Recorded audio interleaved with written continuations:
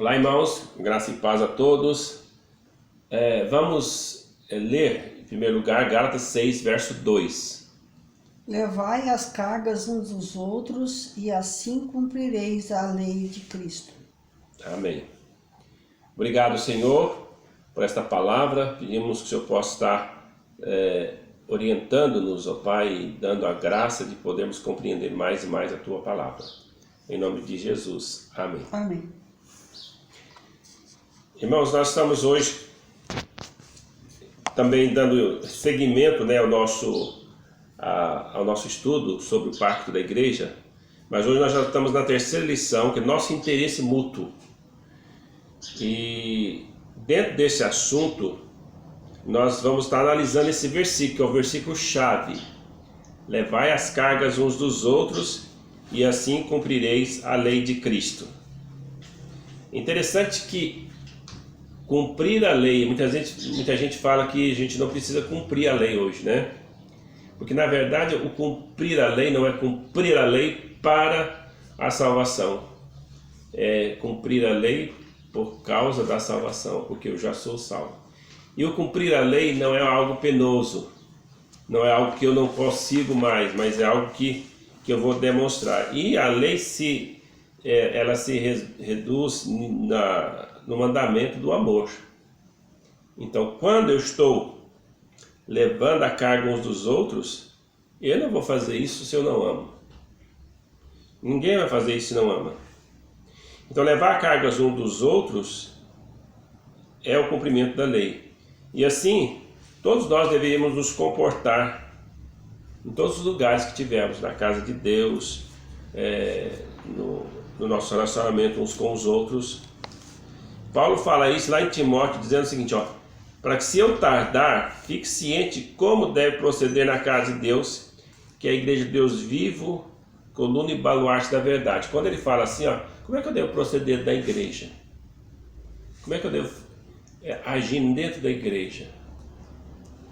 Paulo então ele coloca, escreve a Timóteo para explicar como que deve proceder.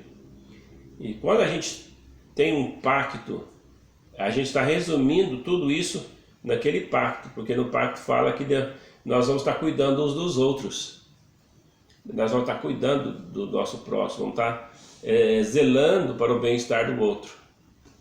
E para nós fazermos isso, nós temos que amar.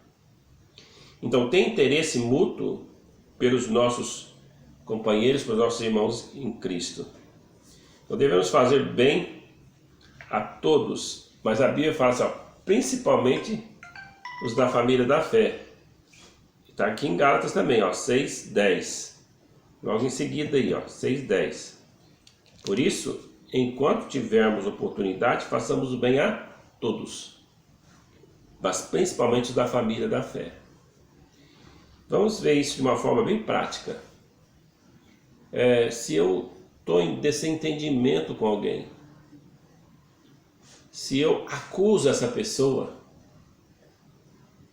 eu estou acusando ela, eu estou jogando a carga nela, eu não estou levando a carga dela. Se eu estou realmente sempre querendo me sobressair sobre o outro, eu estou levando a carga, para o outro, não para mim. E então o mandamento de Deus é levar a carga uns dos outros. Então, viver de modo que vai estimular os nossos irmãos.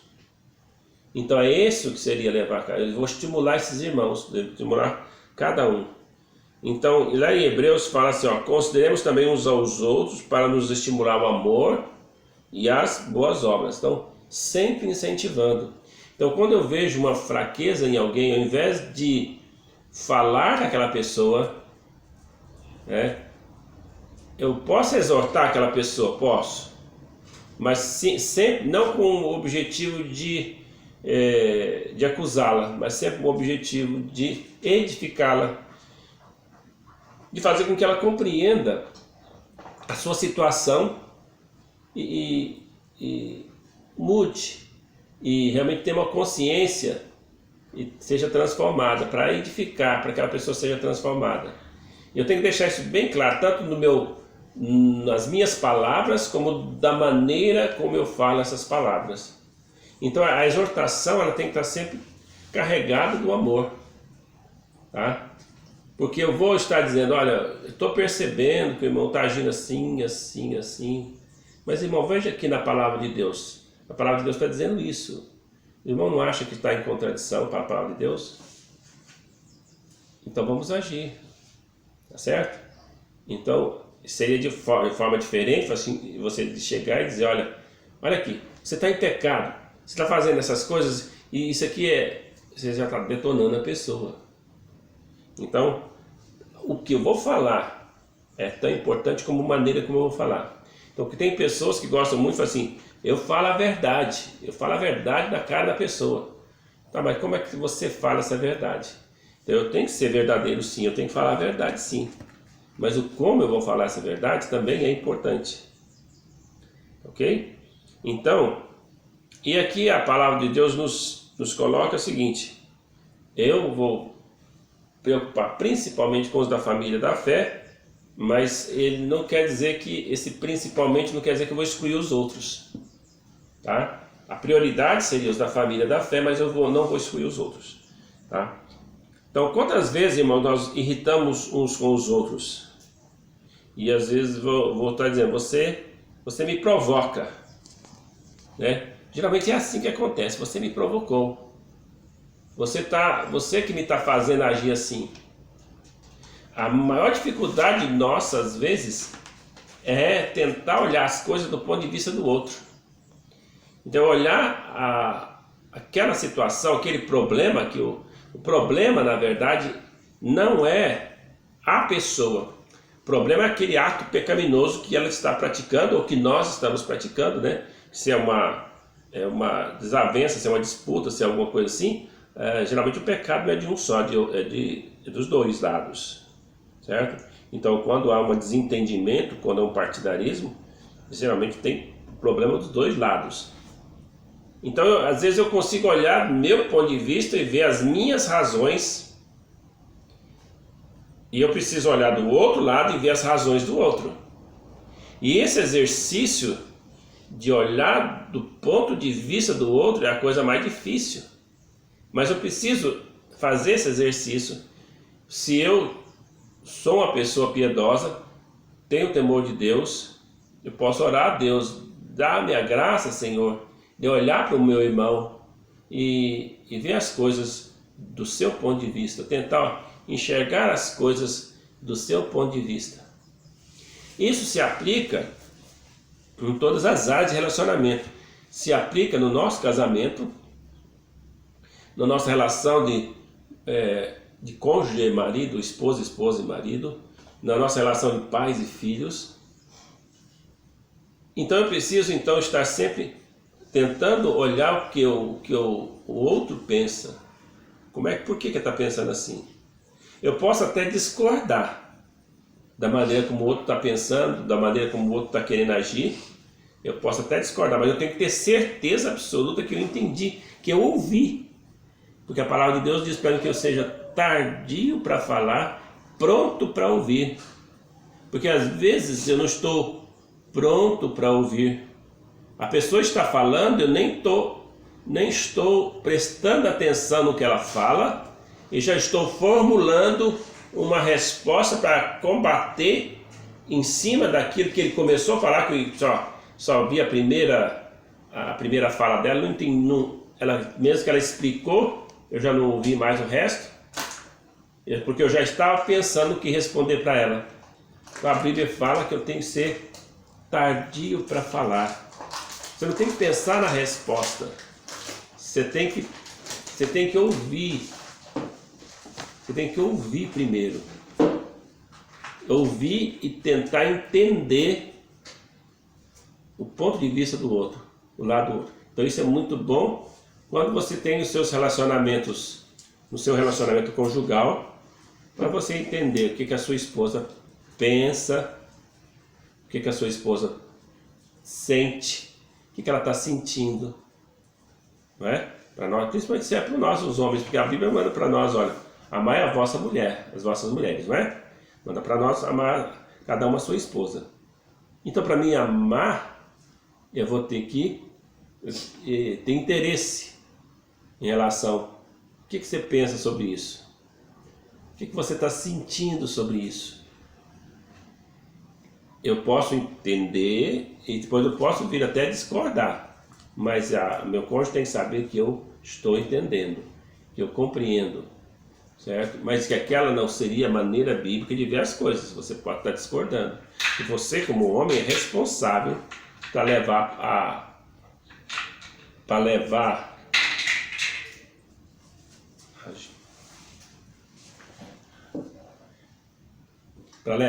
a palavra de Deus e para levar a família a fazer aquilo que é necessário. Então, veja bem. Então essa é a coisa. Isso vale então nas nossas relações familiares, vale nas nossas relações na igreja, em todos os sentidos. Então,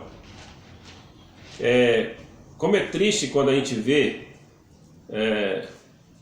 pessoas querendo se dar bem ou querendo se ganhar sempre um argumento. Então isso não é uma coisa boa. Então a gente tem que estar sempre sendo, nas nossas relações, agir de forma com toda a humildade. Ok?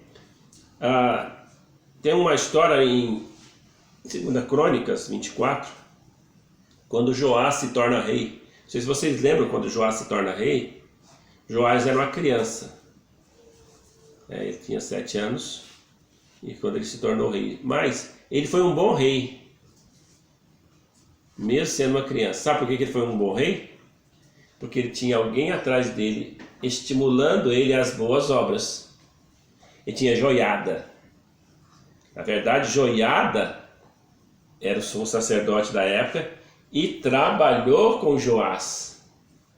E as ações de Joás refletia as orientações de Joiada. Então ele influenciou Joiada a fazer o que é reto perante o Senhor. Isso nós temos que estar fazendo, nós temos que ser Joiada na vida das pessoas. Ou seja, influenciando as pessoas a agirem, a fazer o que é reto diante do Senhor. Tá certo? Então, se eu faço isso, Deus vai ser glorificado. Okay? Então, o peso da vida pode se tornar uma alegria para nós se ajudarmos a levar a carga do nosso próximo. Então, quando a gente ajuda a levar a carga um do outro, parece que isso vai assim, mas como é que isso parece que vai tornar uma coisa muito mais difícil, porque eu vou ter que levar a minha carga, vou ter que levar a carga do outro. Ok? Então, na influência, nós devemos dizer o seguinte, lembra quando a gente era criança, a gente dizia assim, deixa que eu levo. A criança sempre está disposta a levar, sempre está disposta a ajudar. Talvez nós devemos sempre não perder esse interesse de ajudar, tá?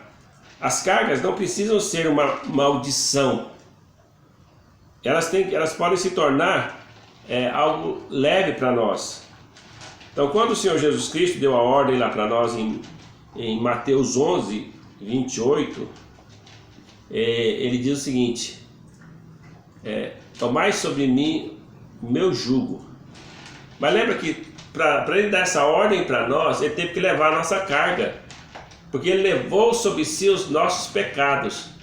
Então ele levou sobre si os nossos pecados, mas nos colocou um jugo para andar em sintonia com ele. Lembra que o jugo é aquela canga que se colocava nos bois, que os bois andavam todo mundo junto, todo mundo unido. Os dois tinham que andar. Então, um boi não podia ser mais forte do que o outro, então tinha que ser mais ou menos igual, para eles andar no mesmo passo. Então é isso aí, quando Deus coloca sobre nós o seu jugo, eu vou ter que andar em sintonia com o meu companheiro, com os meus irmãos, certo? Então, eu só consigo fazer isso porque o Senhor Jesus levou a culpa dos meus pecados, porque Ele levou a condenação que eu merecia. Então por isso que é importante fazer isso. Olha, tudo isso está em contraste com alguns ensinamentos que a gente viu e percebe no mundo. Por exemplo, o ensinamento de Darwin é a sobrevivência do mais forte. Então, o Darwin, que foi a mente por trás da evolução, da teoria da evolução, então ele falava, olha, vai sobreviver o mais forte. O marxismo ele vai tirar a carga das igrejas e vai colocar para o Estado. Tá? Hitler, lembra como é que Hitler agiu? Ele matava os fracos, os aleijados e aqueles que ele achava que não era raça pura. Então veja que essas pessoas realmente eles eram bem radicais, né? Esse grupo de pessoas eram bem radicais para poder realmente destruir aquilo que eles não achavam que estava de acordo para formar uma boa sociedade. A palavra de Deus já é contrário. Eu tenho que levar a carga daqueles que são mais fracos. Então a pergunta é o seguinte: a filosofia de Cristo difere muito das filosofias de Darwin, de Marx e de Hitler. Aliás, ela é totalmente o contrário. Tá? Eu vou cuidar daqueles que são mais frágeis. Eu vou cuidar daqueles que são mais fracos. Então, o Paulo exorta-nos a dizer o seguinte: levai as cargas uns dos outros, que nós devemos ter cuidado daqueles que são mais frágeis, mais fracos. Isso é importante. Bom, dentro dessa exortação, então nós temos alguns versículos que falam alguma coisa daqueles que são mais frágeis na igreja, que nós devemos estar fazendo alguma coisa. Vamos ver Tiago 1,27, aí no último versículo que aparece na apostila. A religião pura e sem mácula para com o nosso Deus e Pai é esta: visitar os órfãos e as viúvas nas suas tribulações e a si mesmo guardar-se incontaminado do mundo. Ok. Então nós observamos aqui, olha, que os órfãos e as viúvas, diz aqui que a religião sem mácula é estar cuidando, está dizendo, visitar os órfãos e as viúvas nas suas tribulações e assim mesmo guardar-se contaminado. Veja que nesse tempo aqui a igreja assumia essa parte social. Hoje em dia a igreja quase que não se torna tão responsável por isso, porque todas as viúvas praticamente têm sua aposentadoria, né? Os órfãos, o Estado também assume, colocando um orfanato para eles, assim por diante. Então o Estado assumiu praticamente quase tudo, a igreja ficou quase que sem nenhuma responsabilidade nesse ponto. Mas aqui a exortação é para que realmente a gente preocupasse com esse grupo de pessoas. Quais são os grupos mais frágeis hoje dentro da igreja? Mesmo que elas tenham a sua aposentadoria, as viúvas, elas são carentes de quê? De conversar. Tá? Às vezes elas não têm, se elas moram sozinhas, elas não têm com quem conversar.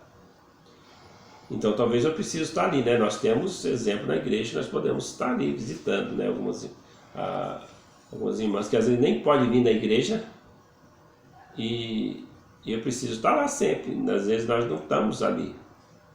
Nós falhamos, a igreja falha o amor por não estar ali com as viúvas da igreja, né? Então, se Deus nos deu na igreja tem uma viúva e eu não cumpro aquilo, como é que Deus vai nos dar mais? Então, se eu não posso demonstrar amor por uma pessoa, como é que Deus vai nos dar mais? Pensa bem nisso, tá? E diz que a religião pura e sem mácula. Bom, eu sou crente no Senhor Jesus Cristo, eu sou salvo. E pertenço a uma igreja, então minha religião é isso. Eu sou batista, então esta é a minha religião. Mas a religião, ela não é o fato de eu frequentar uma igreja. A religião se mostra pelo fato de eu estar ligado a Deus, porque a palavra religião é ser religado a Deus, ser ligado a Deus. Agora, para eu estar ligado a Deus, eu tenho que estar realmente com a minha vida espiritual, minha vida de piedade em dia com Deus. Ou seja, eu preciso estar realmente bem lendo a Bíblia, orando. Lembra aquelas disciplinas espirituais que nós estudamos na classe dos adultos? Então, eu preciso estar sempre buscando a Deus uma vida de piedade. Porque a religião, ela não é eu ir à igreja. E hoje em dia as pessoas nem indo mais estão, né, na igreja. E elas estão achando que vão fazer alguma caridade por elas mesmas, e isso ela está sendo uma cristã. Não, irmãos. Quando a gente tem um pacto da igreja, uma das coisas que a gente também fala é que eu vou sustentar os cultos. Eu vou estar sustentando os cultos com a minha presença lá. Certo? Mas por que eu vou lá? Eu vou lá para que realmente possa estar estimulando uns aos outros a oração, a fazer a vontade de Deus. Então veja que isso é muito importante. Veja que o que diz a palavra de Deus em Hebreus 10, 25. Hebreus 10, 25. Vamos ver que a palavra de Deus nos exorta aqui. Capítulo 10 de Hebreus, verso 25. Veja assim, olha, não deixemos de congregarmos, como é costume de alguns. Antes façamos admoestações, tanto mais quanto vezes que o dia se aproxima. Então, quando a palavra de Deus fala assim, nos estimulando a não deixar de congregar, a chegar na igreja, é justamente para eu estimular ou é admoestar, certo? Uns aos outros. Quanto mais eu vejo que o dia se aproxima, que a volta de Jesus Cristo está próxima. E quanto mais eu vejo que a volta dele está próxima, mais eu tenho que estar congregando para eu estar estimulando uns aos outros. Vocês estão vendo aqui que nesse tempo que a gente não pode estar reunido, às vezes é difícil a gente estar exortando uns aos outros, que a gente quase não vê. O que a gente pode estar usando hoje a mídia para poder fazer isso, mas através do WhatsApp, através das redes sociais, no particular ali, mas podemos estar exortando uns aos outros, mas é mais difícil. Há certas coisas que a gente precisa estar presencial, certo? Então isso é muito importante. Então quando a Bíblia fala aqui da religião sem mácula, sem mancha, visitar órfãos e viúvas nas suas tribulações, então eu vou estar fazendo com que elas possam ter aquilo que elas não têm, por não ter comunhão, eu não ter alguém que está tendo comunhão com elas ali, não ter um esposo, não ter filhos ali com ela. Então isso vou estar suprindo, a igreja vai ter que estar suprindo isso. E a outra coisa que fala da religião é guardar incontaminado do mundo. Então isso também mostra que a religião pura é. Então eu não vou estar me contaminando com o mundo, com as filosofias do mundo, com os preceitos do mundo, relacionado principalmente a essa questão de estar me relacionando com as outras pessoas. Quando Deus exorta os fariseus e os escribas, diz ai de vós, escribas e fariseus, porque devorais as casas das viúvas para se justificar, ou para o justificar, e fazeis longas orações. Por isso sofreis juízo muito mais severo. Então Deus julga tanto os escribas e fariseus por estar realmente devorando as casas das viúvas, devorando, explorando.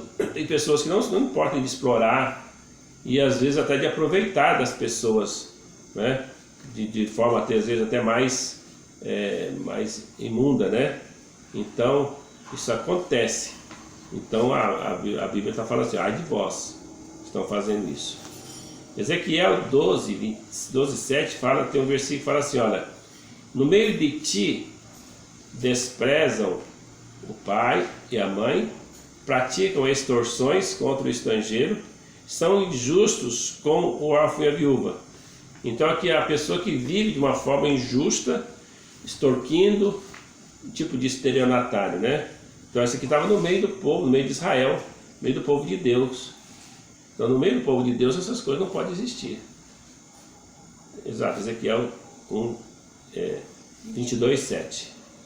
Agora vamos ler um versículo que está lá em Deuteronômio 24, 19. Pode ler, Toninha? Está aqui na apostila. Quanto no meu? Quando acabares de separar todos os dízimos da tua mesa, Messe, no ano terceiro, que é o dos dízimos, então os darás ao levita, ao estrangeiro, ao órfão e à viúva, para que comam dentro das tuas cidades e se fartem. Ok. Tem a Deuteronômio 26, 12 que ela leu, né? Então, esse Deuteronômio então, fala para separar todos os dízimos, né?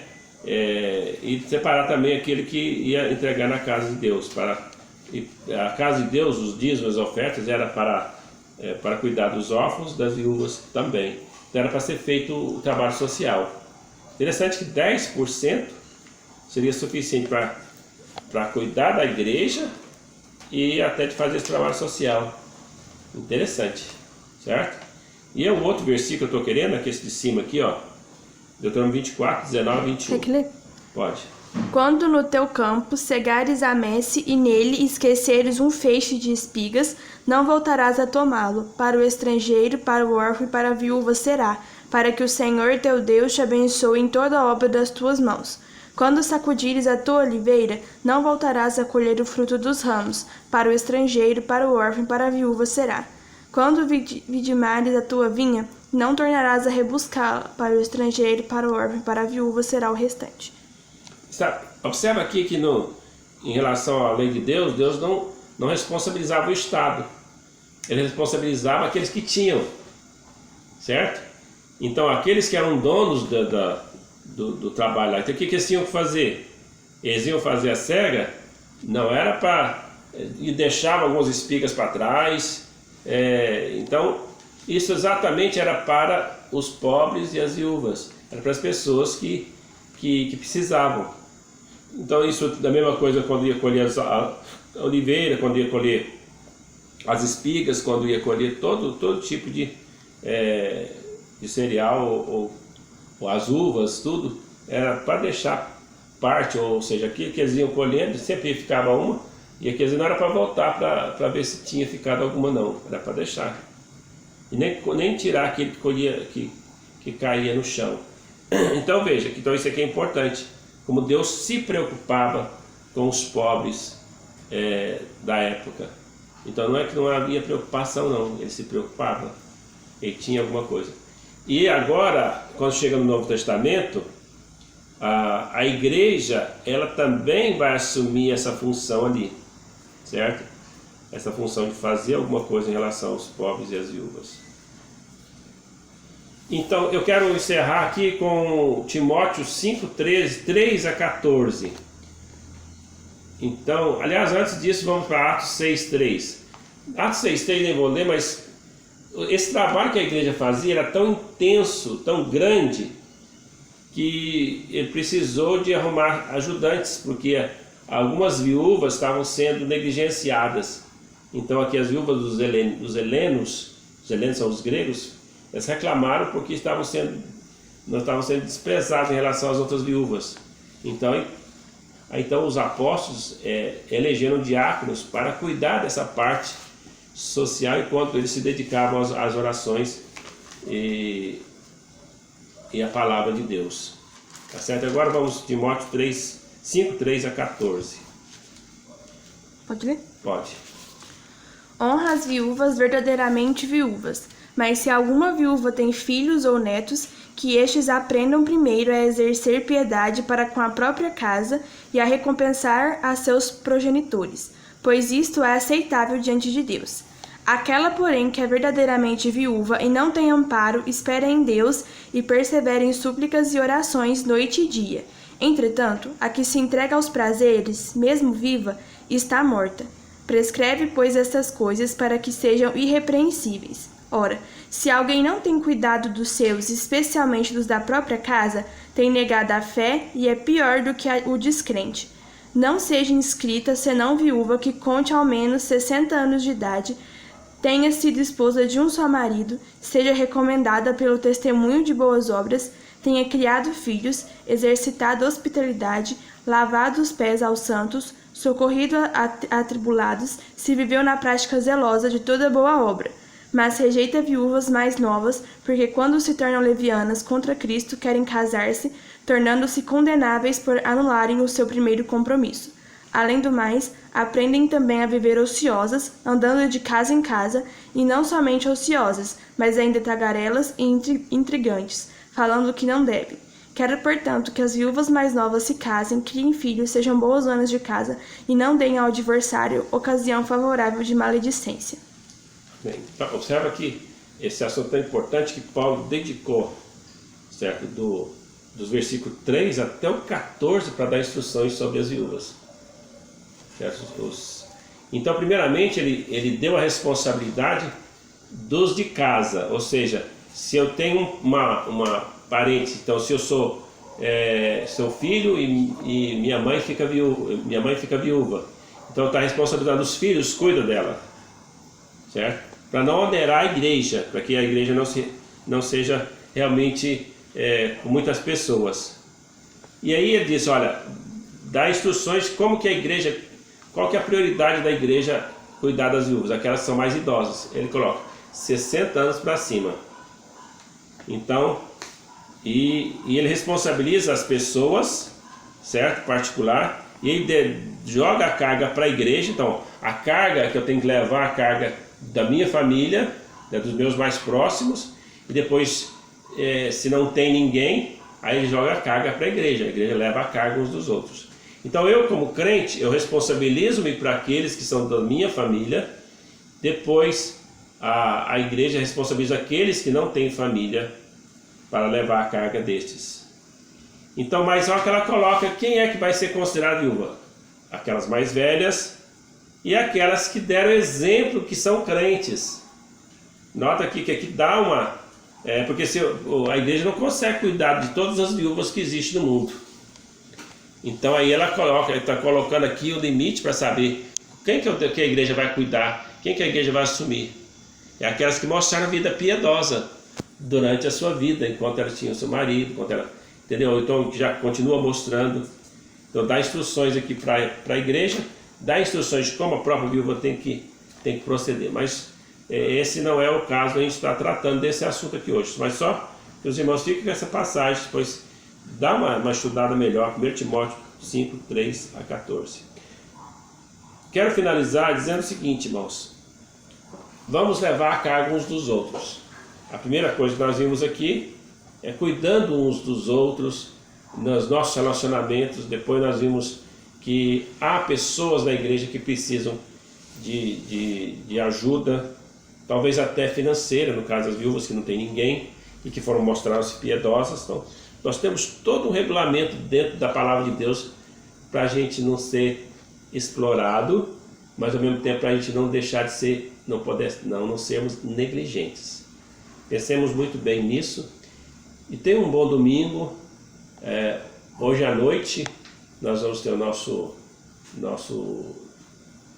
pregação em João, tá bom? Então Deus abençoe a cada um e dê a graça de todos para fazerem a vontade de Deus nesse dia e em todos os dias. Amém.